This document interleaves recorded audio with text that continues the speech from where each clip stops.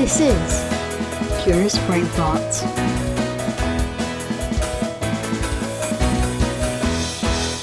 Hello, Nigel. Oh no, Dizzy responded. Oh, lovely. Someone's just turned up outside. Good day. Hi, Good everyone. day to all of that. Hello. How Right, Lou. are you? I asked first. Fine. Fine, I said first. I'm very well indeed. Thank you very much. We've been luxuriating of recent days in the springtime sunshine. And There's we're just literally no need for vitamin D tablets for the last couple of days. literally.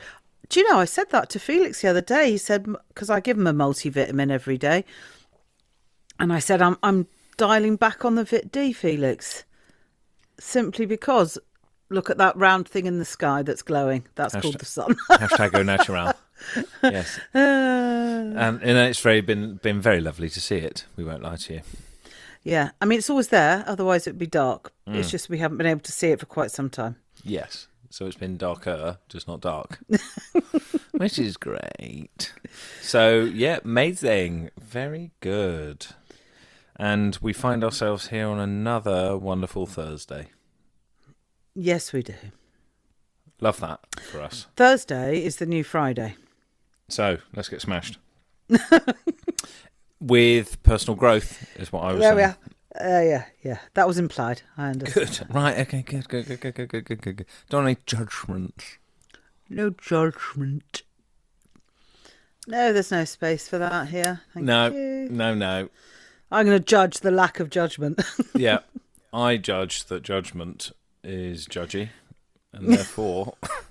In fact, we did I judge people when they judge me. Yeah, I judge that judgment is in order to judge others or myself, and so therefore I judge. I don't like judging.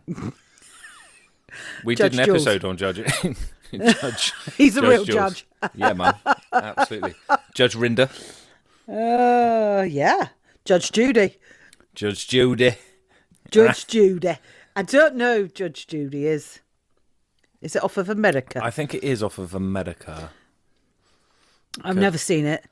I don't know anything about it. I know nothing about it. Let's just say, I tell you what then, let's make up what it... We do know, Louise. We're just pretending we don't know. So remember... So if we did know... No, we do know, obviously. We do know, obviously. Thank you. Right, so, because Judge Judy is a man... Yes. with a very high-pitched voice. And Right. sort of dodgy, like, lots of 80s big ladies' hair that had loads of hairspray. He's kind of got that vibe going on, instead of the judge wig thing. Maybe that's because in America, they don't do the wigs. It's only here that we... Yeah. That, Oh, is it? yeah. So I think when the Pilgrims peoples went across, They're like, we like that hairdo. they left all their wigs got blown off along the way. We're on the boat. So they arrived wigless. And, This is ghastly. I'm not going to be funny, but survival was top of mind, not Right, wigs. right. And so the legal wig thing never caught on in the same way, No. which is fine. But as you're saying, like a big bouffant may be Yeah. the That's- equivalency. Yeah, 100%. 100%. And I know it's something that the bald judges really struggle with. Yeah, they have to bring the energy without having the hair. It's tricky. It's It spiritual is. growth for them, spiritual growth. It's rich. Rich. Rich. So the So, suffering that ensues if you are not blessed with a hirsute, countenance. Well, not countenance, that means face. If you're not blessed with a hairy face. Stop trying to be clever, Louise, and just use some basic words. an erudite. I think I'm cleverer than I am, I think. I think. Oi, funked. I think I'm clever, but I don't think I am. So, anyway, if you need to know more about Judge Judy, write in to curiousbrainfarts@gmail.com. Very nice. So, Paul, What? do you know what you'd like to speak about today, or are we going to RTG it? Do you have a fart in your brain? No, I think we should RTG the bejeebus out of it. Right, let's do it. If you've invested 15 million quid in the thing, you might as well. Yeah, well, whatever. Yeah, money, eh? Who needs it? I'm not judging it, Paul. Okay, Do you know what I'm saying? fine, good. Because we've done that already, so we can't do it again. Right, okay. I'm going to press the button now. Random theme generator. Random theme generator. Well, Louise. Paul. Goodness me. It's very exciting Goodness topic. me, the RTG. Goodness me, the RTG has the printer, the dot matrix printer, has fired out the word, and it's interesting. The word is interesting. No, it's interesting because the way it printed it out What's the word, then? forced me to do the thing that it was asking us to talk about. Oh. Reading. I'm assuming it's not Reading. Well, it's interesting because, of course, they are spelt exactly the same. Did it have a Exactly the capital letter, Paul? Well, it did, yeah. Which would denote a place, wouldn't it? And if it's just a single word... There's no rule about capital letters then? No. So I'm going with reading. If we acknowledge Reading is a place... Let's acknowledge Reading. Right, so stop, okay? Big shout collaborate out. and listen. This is where we basically give a massive... There's a place in West Berkshire, in the home counties of the United Kingdom, called Reading. And we're just going to basically big you up for... We call it the Ding, don't we? And, you know, it's a large town. It's not a city.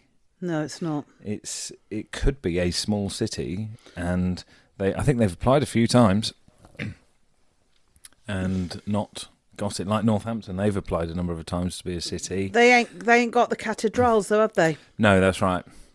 So that was an old school requirement for being a city. Yeah, it was.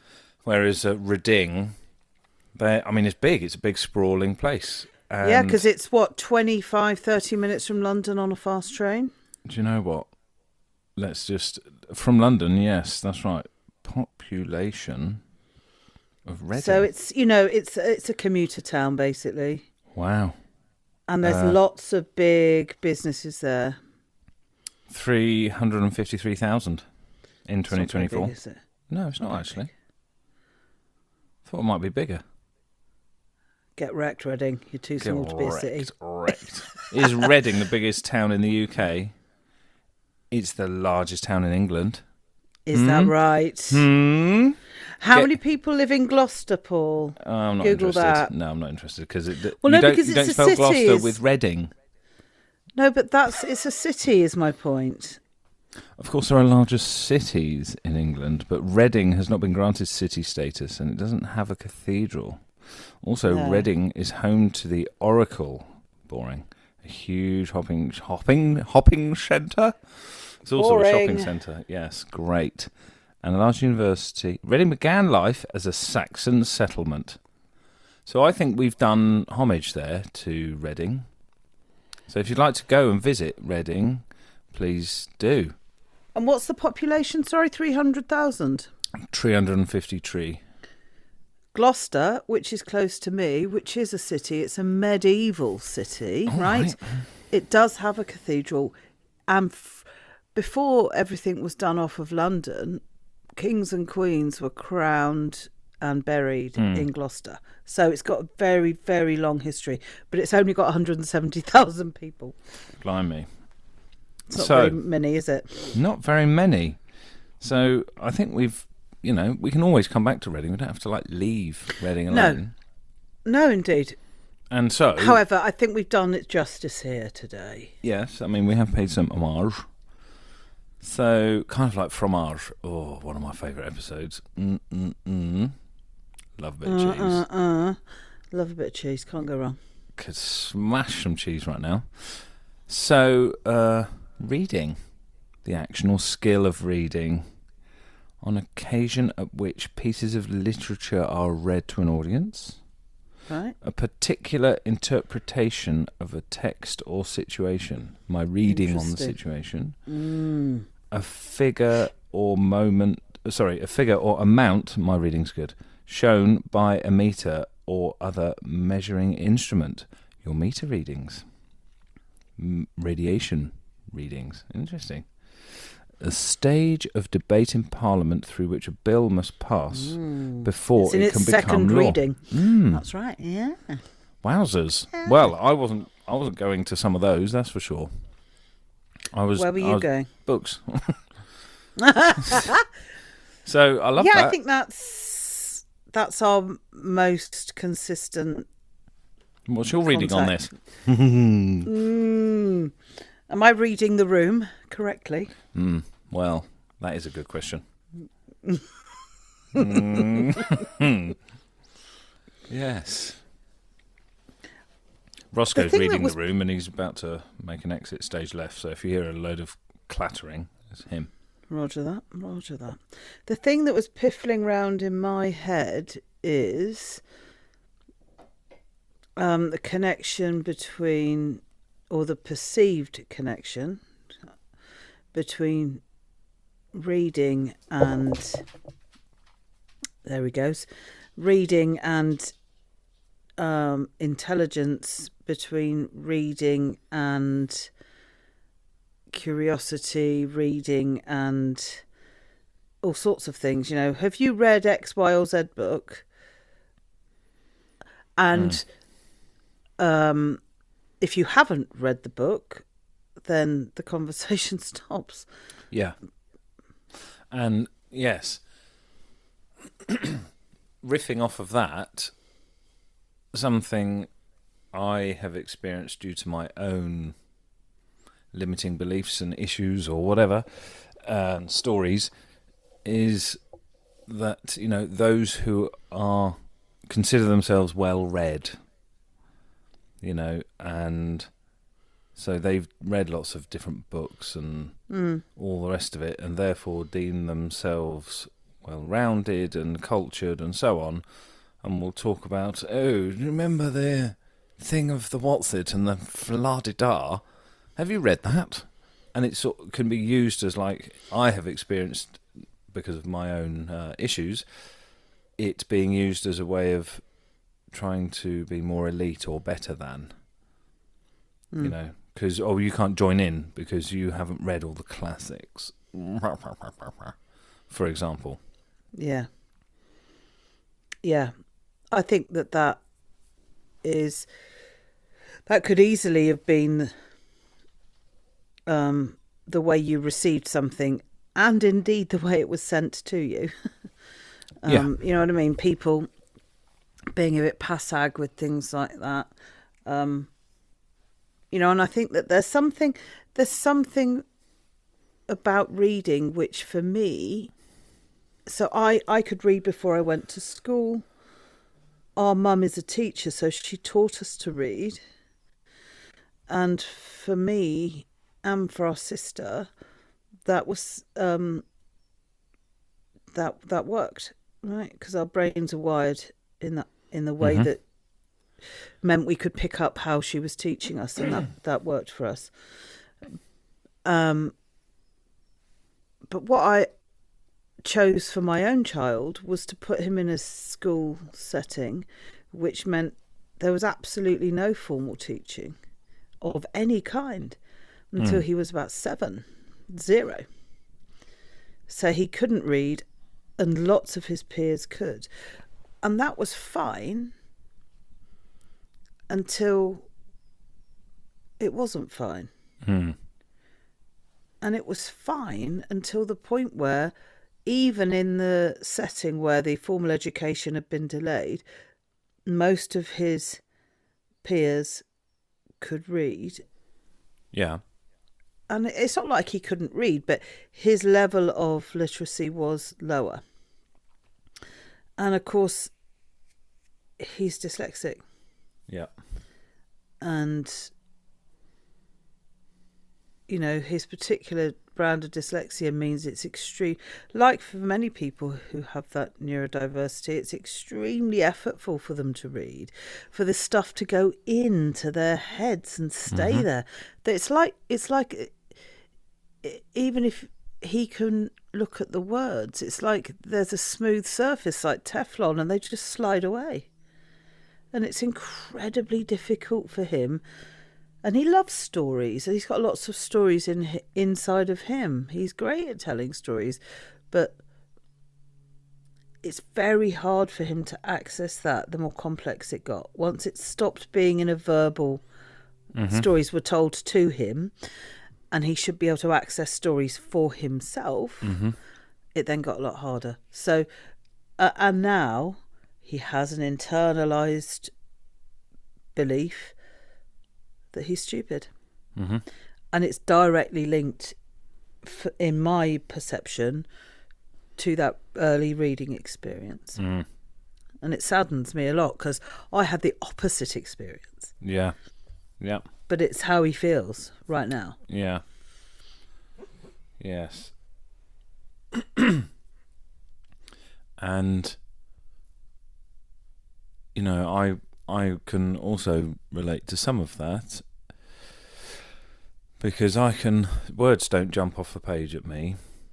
I've had to work really hard at finding ways of accessing reading, because even reading, well, every day, reading social media, emails, documents, there's a lot of reading involved every day, and it's not necessarily, that's more functional as opposed to as something that you're choosing, if you see what I mean. I'm going to sit down for an hour and read.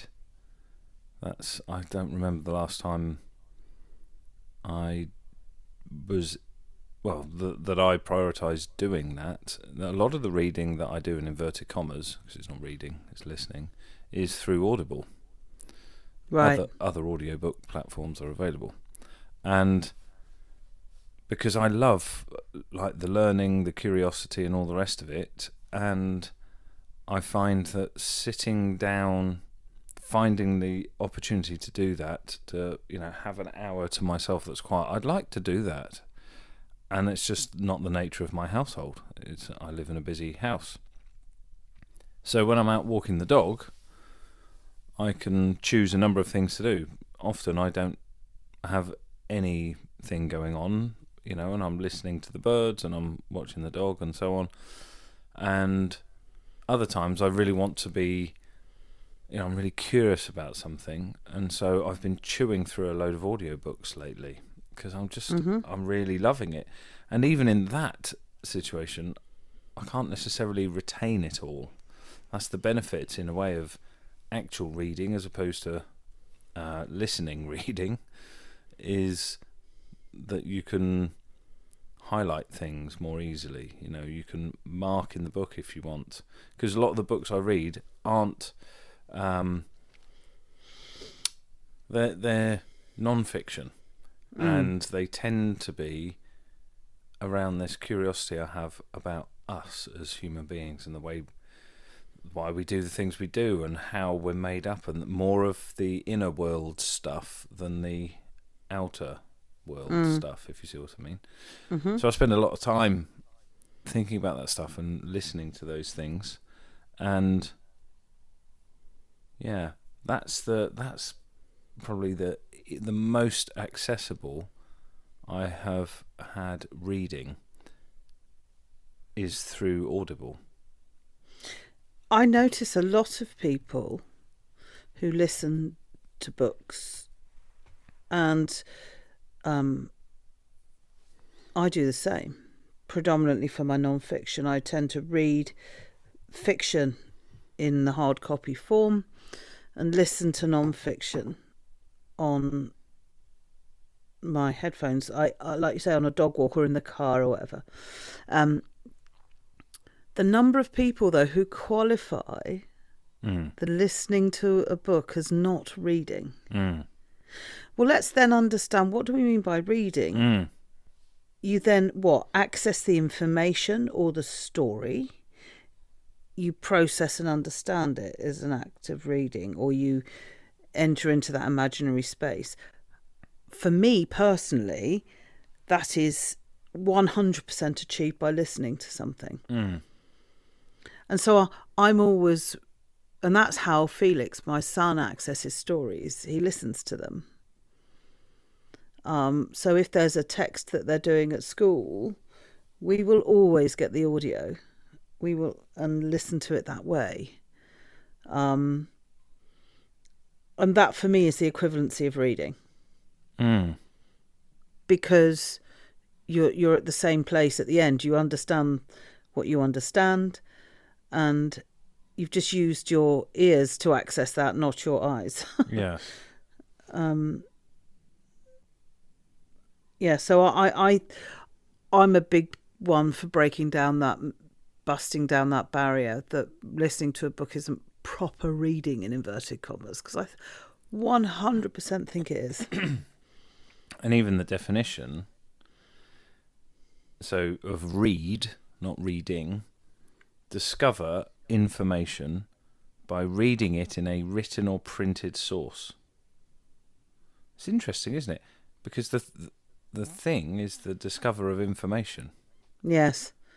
And then it's qualified, which is fine. You know, I don't mind that. It doesn't worry me in the slightest. No, same. And yeah, the fact that you're saying in a written or printed source, well, yeah, someone else was reading it to me. Yeah, you've taken the written or printed source, you've read it out loud, and then someone listens to it. Well, hello, Homer. How are you? Simpson. He couldn't read for toffee, that man. No, not that Homer, the other one. Those were because people couldn't read and write. So stories were told verbally, orally, round the fire. And that's what the Iliad and the Odyssey is. So we're coming a bit full circle, in my opinion. Yeah. I do find it interesting. So reading is quite a broad thing, you know. Yeah. So moving past books, let's say, written or printed source,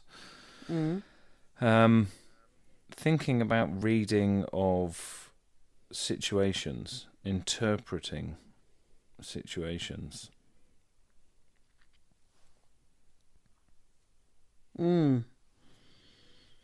Reading the jolly old room. It's interesting, isn't it? Because there's an energy in a space. You can pick up on it. You know that expression, you could cut the atmosphere with a knife. So we're able to interpret and understand the vibe or the frequency or whatever. We're able to, you know, make sense of it through our own lens, if you like. And you could walk into a room, and if something, let's say there'd been some anger or frustration expressed in the room, you weren't in the room and didn't know about it, you would almost certainly be able to sense it when you walked in. You'd feel in your reading of the room that something wasn't right. So I think we've all got that capability, and we do it all the time. And it's this interpretation and sense making of a context, which is, so I'm using inverted commas, traditional reading. That's what you're doing. You're trying to interpret and make sense of a particular context, whatever that happens to be. And walking into a room, there just aren't words on a page. There are people, and there's energy, and there's all sorts, and you are trying to read the expression on people's faces. You're trying to read the tone. Yes. Trying to read the body language or whatever. And so you're trying to interpret and make sense of a particular context. Yeah, I think that's really interesting because people who are very adept at doing that, who are very tuned in to that kind of thing, are often extremely good influencers. Yeah. And they're often extremely skilled, salespeople, or, jobs like that, or diplomats, or politicians, or, where influence and moving the energy to get to a certain outcome is a huge, huge skill. Yeah.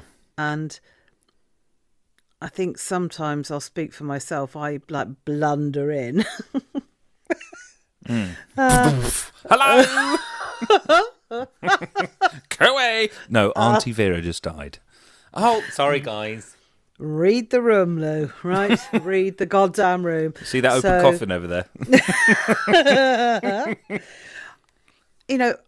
I do think that to be tuned in to ourselves, first of all, enables us to tune into these other things in our environment. And I've personally found the study of NLP to be really helpful in that space. The breathing patterns, the eye movements, when you ask somebody to think of a time when, and you look what happens to their eyes, they'll almost certainly be looking up, and quite often to the right, because they're accessing their memory. Mm-hmm. And when someone's been thinking about something, and we do this in our coaching all the time, observing these little cues in people. When someone's been working on something and they've come to a resolution, they often take a big deep breath. And then okay, they're ready. So there's these small kind of signs that are everywhere that help us. So whilst we're not reading words on a page, we are reading expressions on a face. We are listening to breathing patterns or whatever. It's all available. It depends about whether we want to tune into it or not. And something that just popped into my head was about reading ourselves. So reading others, reading the room, whatever. The ability to read ourselves, for me, I think will be a lifelong journey, for which, in a way, I hope I never arrive, because that'd be boring if you just nailed everything and you knew everything about yourself. And I feel like we're so expansive that might be a bit unrealistic to think I could get to the bottom of absolutely everything. And anyway, so reading ourselves in terms of being able to read other situations, it's so valuable, and it's also not in a straight line. So it doesn't mean there's a right way and a wrong way of doing this. And it got me thinking about, in particular, the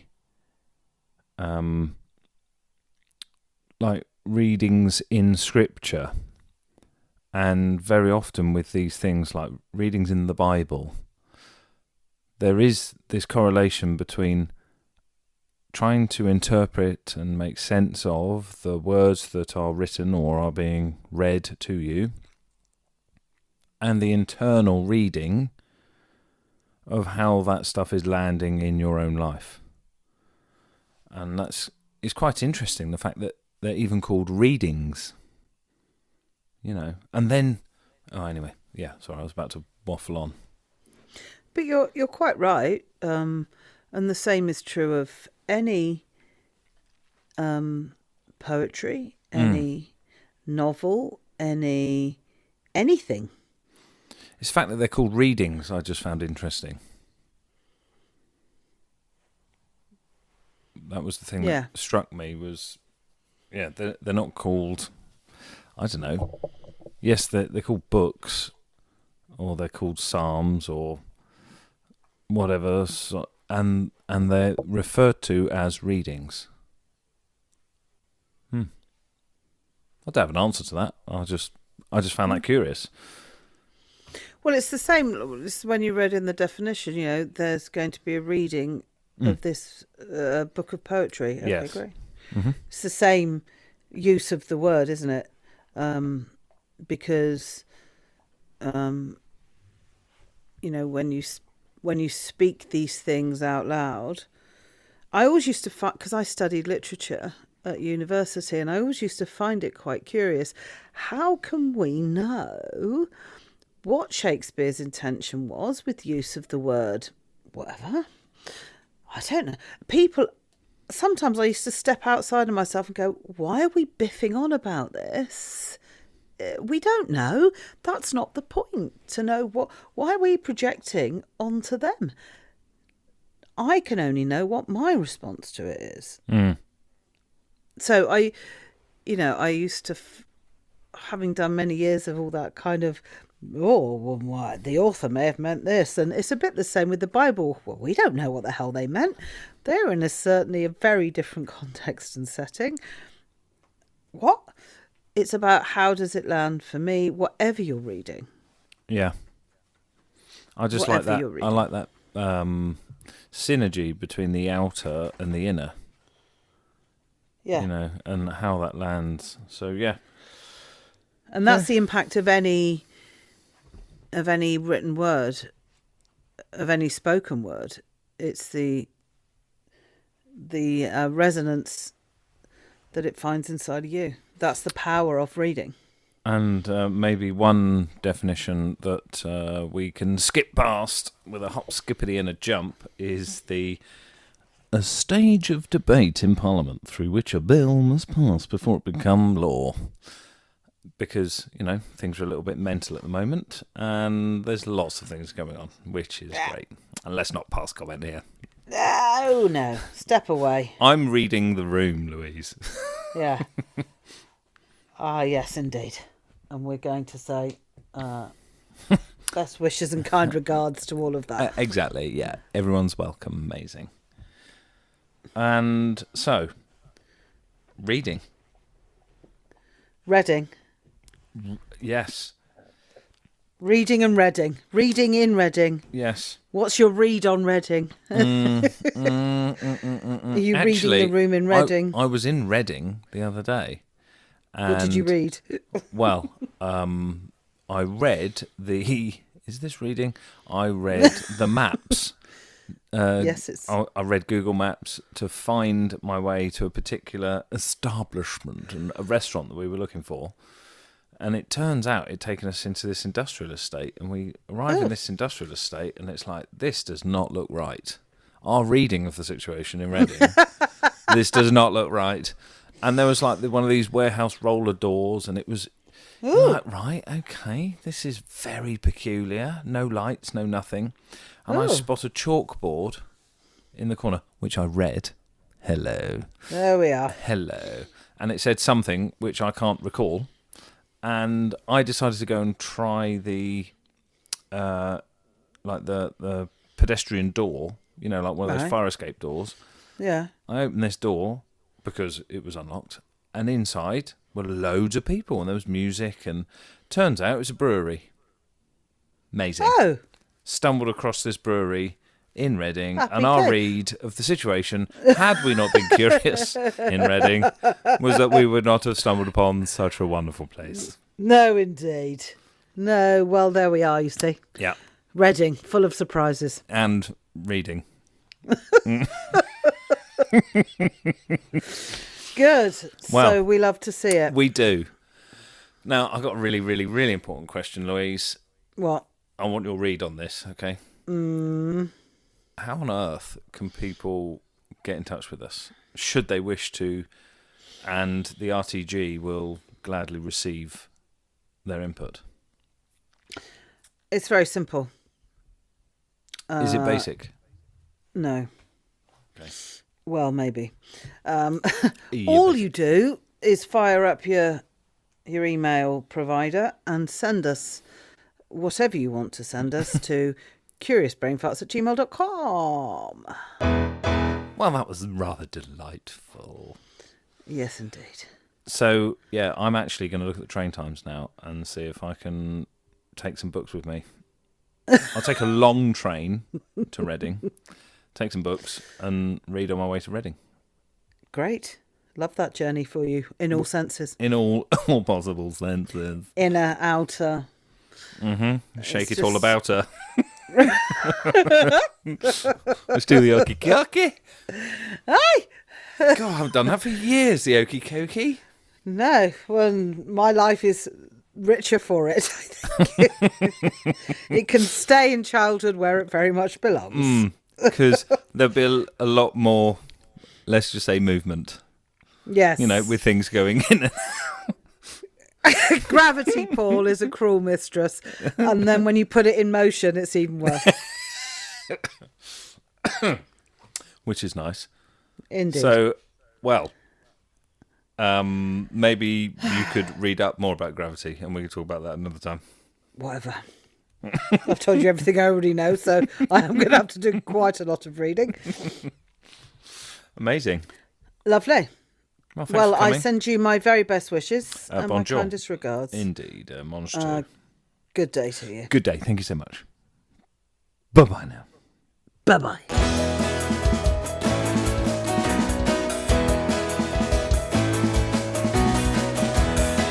Curious Brain Thoughts.